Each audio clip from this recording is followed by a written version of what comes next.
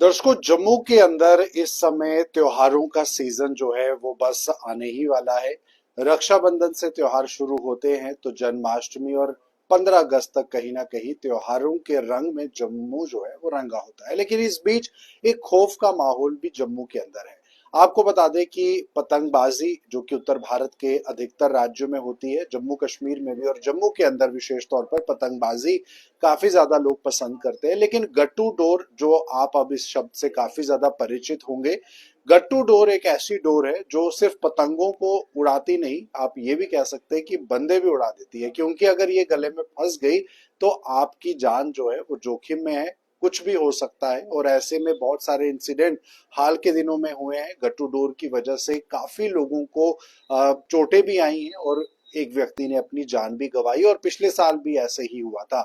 खैर, इस समय मूवमेंट कल्की से प्रीतम जी हमारे साथ मौजूद हैं। समय समय पर जम्मू में हो रही गतिविधियों को लेकर ये अपनी बारीकी नजर भी रखते हैं और बात भी करते हैं। इनसे बातचीत करेंगे कि आखिरकार गट्टू डोर को कैसे रोका जाए, क्या रोकथाम हो सकते हैं, किस तरह से प्रशासन को इस ओर फिलहाल इस मौके पर जो है कदम उठाने चाहिए।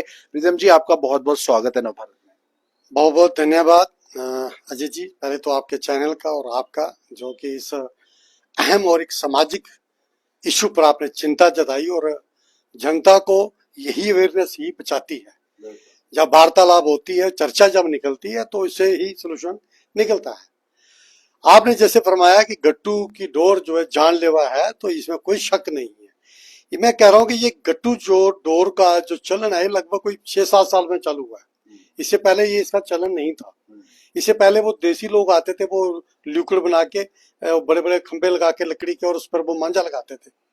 वो जान नहीं लेती थी किसी की, और मजबूत भी रहती थी। लेकिन चाइना ने, ये चाइना की देन है गट्टू डोर, जो कि सस्ती है, उनके पास प्लांट लगे, मशीनें, और ये डोर ना तो कटी करती है, ये तो जान गर्दन काट के ही कटेगी, लेकिन ये पीछे करती नहीं है। तो इसलिए ये कितने एक्सीडेंट हो गए आप देखेंगे। मैं 2016-17 से ही देख रहा हूँ, जब से इसका चलन हुआ है। तो ये तब से लेके हर साल 2-3 डेथें होती हैं, 40 से 50 लोग कटते हैं, और हम फिर उसी रास्ते पे चल पड़ते हैं। बस रक्षाबंधन हुआ, जन्माष्टमी गई, और फिर उसके बाद भूल गया, उसके बाद नॉर्मल्स होगी। जब फिर अगला फेस्टिवल आया तो दोबारा उसी पे फिर चलन हो गया कटोरों का। तो ये सरकार का दायित्व है कि इन एजेंसियों को, ये जो यहाँ पर इंपोर्ट करते हैं, तो उनको पहले ये उनके ऊपर बैन होना चाहिए कि भैया ये वस्तु हमारे स्टेट में बैन है। अगर तुम यहाँ इसका व्यापार कर रहे हो, कहोगे आती तो जादव बाई एयर आती होगी, बाई ट्रेन आती है, बाई कोरियर आती है, जैसे जो भी रास्ता है। लेकिन चेकिंग सिस्टम तो सरकार की है ना, तो सरकार कहाँ रहती है, क्यों चेक नहीं करती? अभी सरकार बैन लगाने की बात कर दी गई है, एडमिनिस्ट्रेशन द्वारा, पुलिस द्वारा छापे भी पड़ रहे हैं और लोगों पर कार्रवाई भी हो रही है। लेकिन क्यों इसी टाइम पर ये सब होता है? अगर त्योहारों से पहले ये चीजें होना शुरू हो जाएं, बिल्कुल तब होता है जब किसी की जान जाती है। क्या हम इसका वेट करते हैं? बिल्कुल, आपका अति उत्तम प्रश्न आपने किया कि ये महकमे और ये डिपार्टमेंट तभी जागते हैं जब एक आधे की बलि लगती है। फिर उसके बाद सारा आमला जाग जाता है, चाहे पुलिस विभाग हो, सरकार हो, एडमिनिस्ट्रेशन हो, उससे पहले नहीं जागती। ये उसी टाइम जागती है जब किसी की जान जाती है।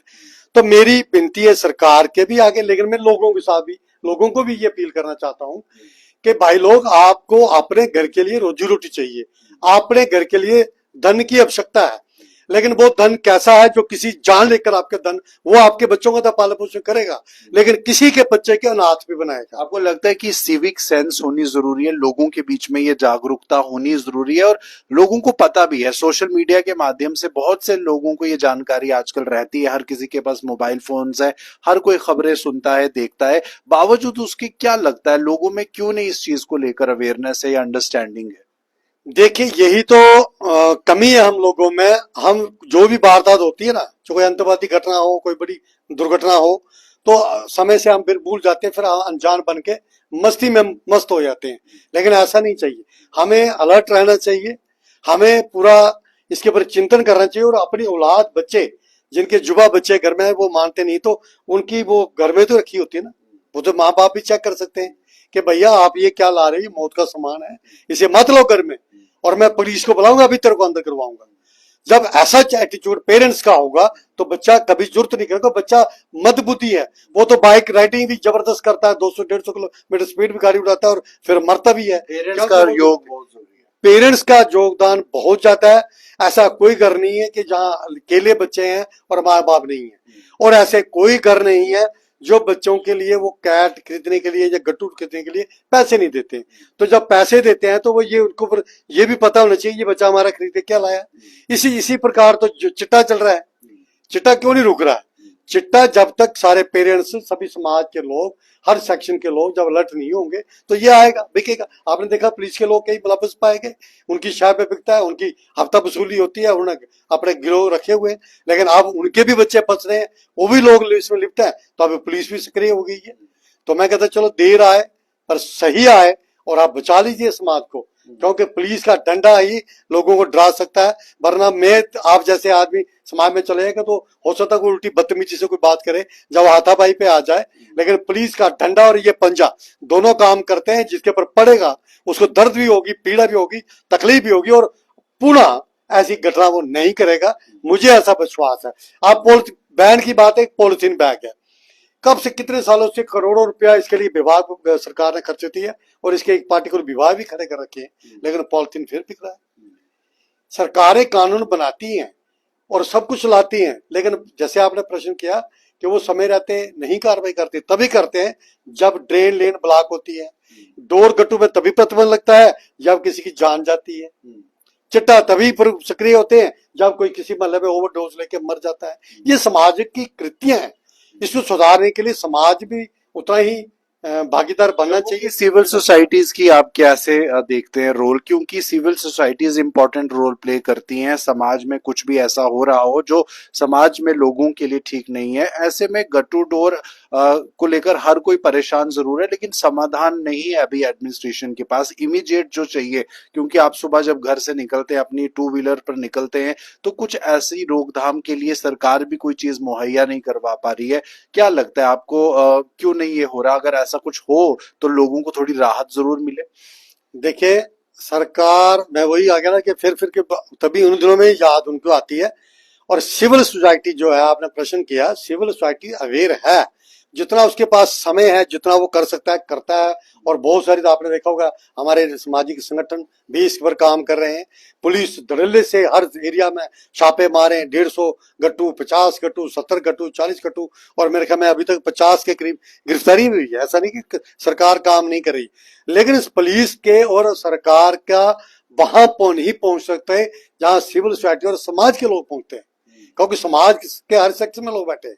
ये उनको अवेयर भी होने की जरूरत है। भाई अपने इर्द गिर्द आयु बायु जब देखो कौन क्या कर रहा है, और जहां मिलता है तत्काल करो। हमारी पुलिस स्टेशन जानीपुर में एक बैठे हुई इसी विषय को लेकर, तो हमने कहा उनको, हमने बताया कि फलानी दुकान पे तो उठाओ उसको।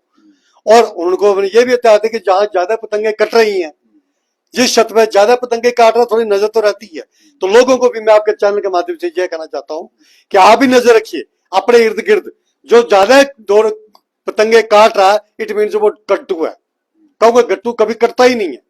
यही इसी लिहाज से लोग इसको ज्यादा इस्तेमाल करते हैं, लेकिन वही नहीं पता ये कितने लोगों की जान लेता है, कितनी परिंदों की जान लेता है। बिल्कुल, हमें उसी पे आने वाला था, क्योंकि ऐसा भी देखा गया बहुत बार। पिछले साल हमने भी एक न्यूज कवर की थी, एक बहुत बड़ा बाज जो है वो इसके फंस गया, तो सिर्फ इंसान नहीं, जानवर और परिंदे भी जो है इसके पूरे शिकार में आ रहे हैं। बिल्कुल आपके सही बात कह रहे हैं। ये जो हमारे परिंदे हैं, मैंने खुद एक दो परिंदों का रेस्क्यू किया था जो पेड़ पे उसी जोर से बंधे हुए थे। हमने वाइल्ड लाइफ जो अम्फला है उनको बुलाया, गाड़ी आई, उनको ऊपर से उतारा, फिर वो पंखों में इतनी डोर उसकी शर पड़ाकर ऐसे लड़ गया था, वो गिद्ध लड़ गया था, और 3 दिन ऐसे झूलता रहा।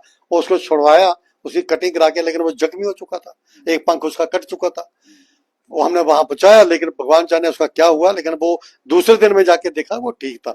तो इस प्रकार ये जो परिंदे हवा में ये चलता है तो वो करते हैं, परंतु जिस पानी के स्रोतों में ये जाती है तो उसमें जो मछलियां, कछुए और भिन्न भिन्न प्रकार के जो जंतु हैं वो भी स्टोर में नहीं निकल पाते, वो भी उसमें तड़प तड़प कर मर जाते हैं। तो ये जल और थल और वायु में कहीं भी है, ये जानलेवा है। इसके पर तत्काल बंद होना चाहिए।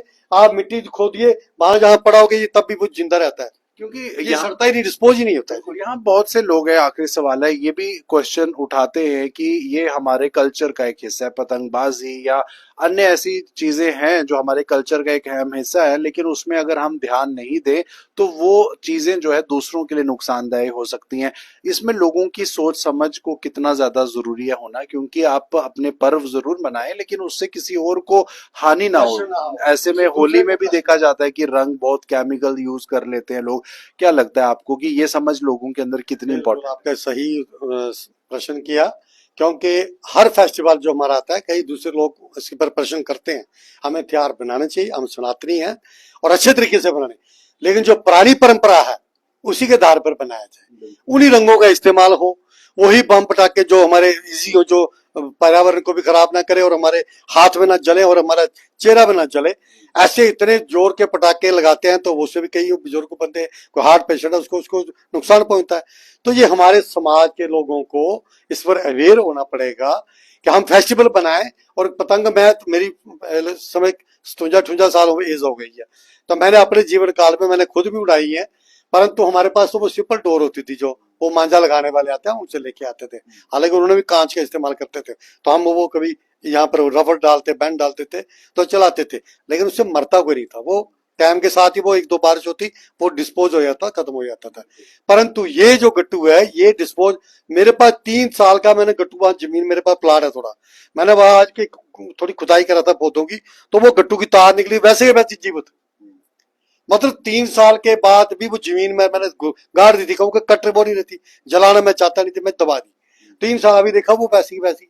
तो इसका कहना का मतलब ये है कि ये बहुत घातक है ह्यूमन बींग के लिए और एनिमल के लिए, परिंदों के लिए, जितने भी पशु पक्षी जो भी इस प्रकृति ने जो हमें दिए हैं, इस धरती पे आए हैं, उनके लिए ये गट्टू जो है ये जानलेवा है। इसे बैन करना चाहिए और जो लोग इसका सौदा कर रहे हैं, बिजनेस कर रहे हैं, उनको भी बड़ा कड़ा दंड देना चाहिए कि तुम भाई अपने घर का चिराग तो जला रहे हो, तुम दूसरे घर का चिराग बुझा रहे हो। ये तुम सोचो कि तुम इस पैसे की कमाई अपने औलाद पर लगाओगे, बचोगे तुम भी नहीं। अगर किसी का घर उस पैसे से उजड़ेगा तो तुम भी नहीं बचोगे। इसके दूरी बनाओ। और बच्चे जो युवा है, आप दूसरे साधन को इस्तेमाल करें, इसका इस्तेमाल ना करें। आपके भी हाथ पांव कटेंगे और किसी का कटेंगे तो बद्दुआएं मिलेंगी, आप कभी जिंदगी में तरक्की नहीं कर पाओगे। बिल्कुल, ये बहुत जरूरी है इस बात को समझना और इस बात को अपने अंदर तक बिठाना कि आप त्योहारों को मनाएं। त्योहार हर किसी की जिंदगी में खुशी लेके आते हैं, लेकिन ये त्योहार किसी के घर में मातम में ना तब्दील हो जाए,